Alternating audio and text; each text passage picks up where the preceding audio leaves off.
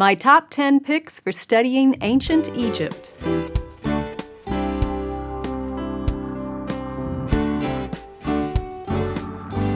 Welcome to the Simply Charlotte Mason podcast. I'm Sonia Schaefer. I really enjoy sharing my favorite living books with you. It's like introducing delightful old friends that I know will help and support you along your homeschool journey. Today, I'll give you my top 10 picks for studying ancient Egypt. These are the 10 living books that are scheduled into the lesson plan guide called Genesis through Deuteronomy and Ancient Egypt. We like to pair ancient history with Bible history, and I'll cover my favorite Bible history books in another episode. Today, let's focus on ancient Egypt. I'm going to mention books across all the grades. Some of them you can read aloud to all of your students together. Others you can assign to specific grade levels. First is Ancient Egypt and Her Neighbors by Lorene Lambert. This is my favorite family read-aloud for this time period. It does a masterful job of helping you learn about the ancient Egyptian history and culture, but it doesn't ignore the rest of the world.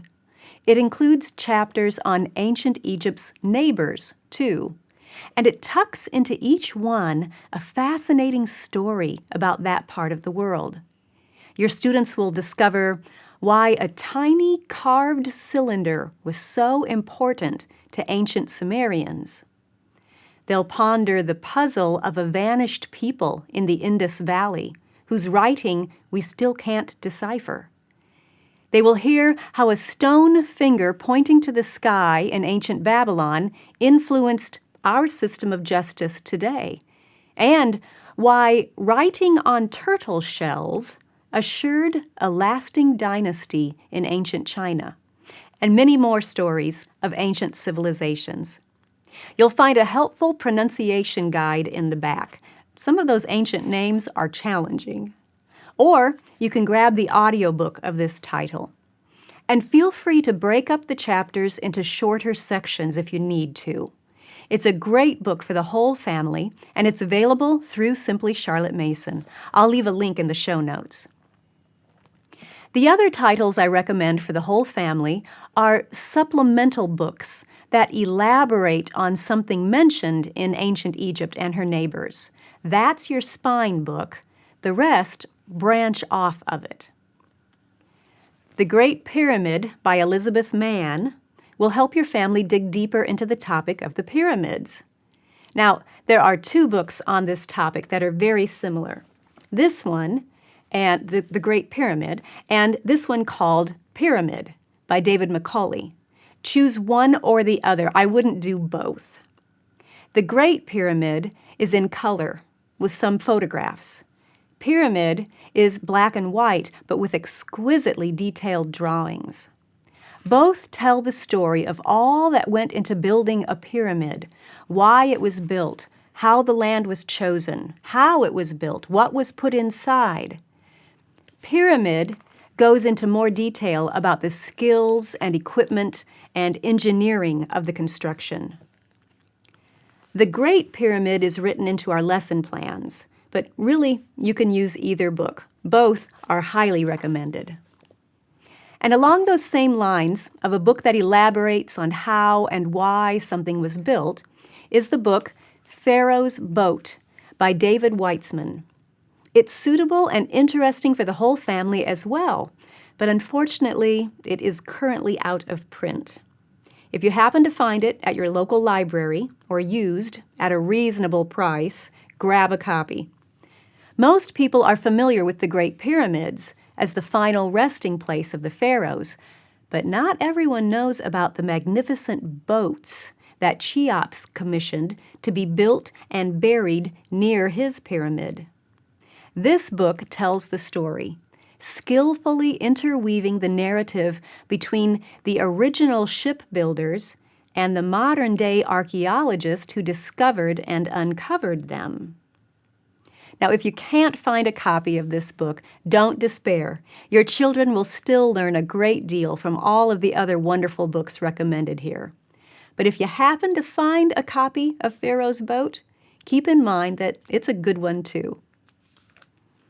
Now, Let me tell you about my absolute favorite book for first through third graders studying ancient Egypt, Boy of the Pyramids by Ruth Fosdick Jones.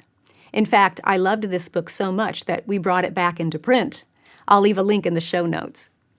This is a gentle mystery set in ancient Egypt about a 10-year-old boy named Kafi who has many adventures with his friend Sari, a slave girl. They experience firsthand the harvest feast, the fight of the bulls, the flooding of the Nile, and the mystery of the pyramids' missing jewels. I appreciate how this historical fiction helps younger students get a good feel for life in ancient Egypt, but it doesn't depend on a fear factor or sensationalize the mummies and the gods and such. It mentions some of the gods that the Egyptians worshipped in one chapter when the family goes to the temple to present a harvest offering. But myths and gods are not the focus of the narrative.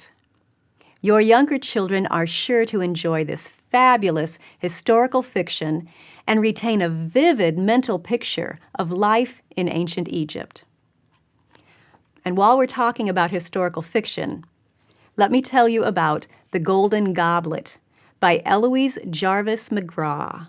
This is another mystery set in ancient Egypt, but it's more for your 4th through 9th graders. The events in this story are a little more intense, not as gentle as Boy of the Pyramids. The main character, a young man named Ranifer, endures some hard situations and difficult relationships, especially with his half-brother, Jibu. In fact, Ranifer discovers a golden goblet that his half-brother stole from one of the great tombs. And if he can prove that Jibu committed that shameful crime, Ranifer will also be able to win his own freedom. Another great mystery that will really give your 4th through 9th graders a feel for life in ancient Egypt. Also, for your 4th through 9th graders, I like to recommend The Pharaohs of Ancient Egypt by Elizabeth Payne. This book delves more into the individual pharaohs and their lives and reigns. Ancient Egypt and Her Neighbors talks about some of the pharaohs, but this book goes more systematically through the main ones in chronological order. However, it's not a dry textbook at all. This is one of the landmark books, a series that I've mentioned in some of the other favorite book episodes. Landmark books do a fabulous job of telling a living narrative that makes historical people come to life in the reader's mind.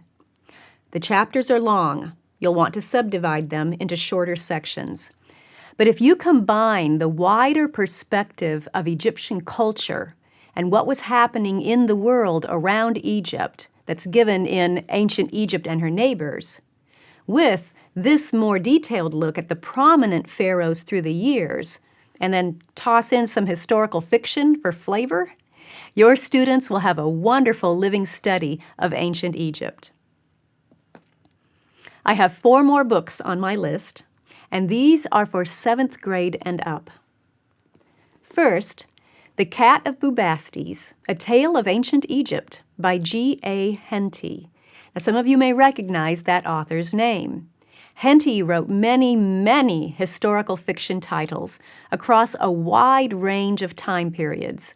You should be able to find them free online. The Cat of Bubastes weaves the story of Amuba, a young prince in a neighboring country who is captured and taken to ancient Egypt.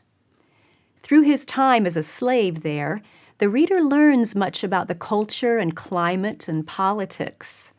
And when a sacred cat is accidentally killed, Amuba is caught up in a chain of adventures. I won't spoil the ending, but I will say that a Hebrew girl plays a supporting role in the storyline, and a young Moses makes a cameo appearance. One thing you'll want to discuss with your student is this book's explanation that the multitude of gods that the ancient Egyptians worshipped represented the various characteristics of the one true God. It's a good discussion starter, And it's one of the reasons that I recommend this book for older students, grades 7 through 9. Oh, by the way, if you want the audiobook version of this title, check out Jim Hodges' version at jimhodgesaudiobooks.com. He has recorded the entire series. Motel of the Mysteries by David Macaulay. This is a completely different type of book from any that we've talked about so far. Motel of the Mysteries is a humorous book that will encourage your older students to think about how much we actually know about an ancient civilization and how much may be conjecture. In this book, some future archaeologists uncover the ruins of a motel, and they seek to grasp our present culture based on what they find there. For example, they conclude that the big screen in the room must be very important, possibly an object of worship, since all the other furniture in the room is arranged to face it. It's a great, light-hearted way to start a discussion on both the discoveries and the limits of our studies in history. I recommend it for grades 7 through 12. And then for your high schoolers, grades 10 through 12, let me mention one historical fiction and one digging deeper book. First, the historical fiction. It's an old gem called Uarda by George Ebers. Look for this one free online, and make sure you get both volumes. It was originally published in 2 volumes, and there's nothing more frustrating than ending up with only one of them. 2 things I want to mention about Uarda. First, it contains some good philosophical discussions between characters, which will encourage your older student to think about those deeper ideas and spawn some good discussions. Second, it presents a picture of the various Egyptian gods and each one's priests and temples in a way that I hadn't thought about before. It basically compares them to our current college and university system, complete with marketing and competition and loyalty and rivalry between the establishments, in an ancient setting, of course. Now that concept really made ancient Egypt come alive for me. It's not an easy read, and the author included footnotes all the way through, explaining his reasoning and research. But once I got into the storyline, it made a deep impression on me, and I hope it will do the same for your high schooler. Then the last title I want to mention is somewhat like an older student version of The Pharaohs of Ancient Egypt that I mentioned earlier. This book is Unwrapping the Pharaohs by John Ashton and David Down. It includes extensive photographs, good maps, and a timeline that seeks to align the pharaohs with Bible events. The subtitle is How Egyptian Archaeology Confirms the Biblical Timeline. It's a fascinating book for those older students who already have the foundation of living books on the time period and are ready for a deeper dive. I recommend it for grades 10 through 12. So those are my top 10 picks for studying ancient Egypt. As I mentioned, 2 of the titles are published by Simply Charlotte Mason, Boy of the Pyramids, recommended for grades 1 through 3, and Ancient Egypt and Her Neighbors, recommended for the whole family. And if you would like daily lesson plans that will give you a schedule for reading these 10 books over a school year, check out the Genesis through Deuteronomy and Ancient Egypt guide. I'll leave links for all of those resources. Thanks for joining me. I'll see you next time.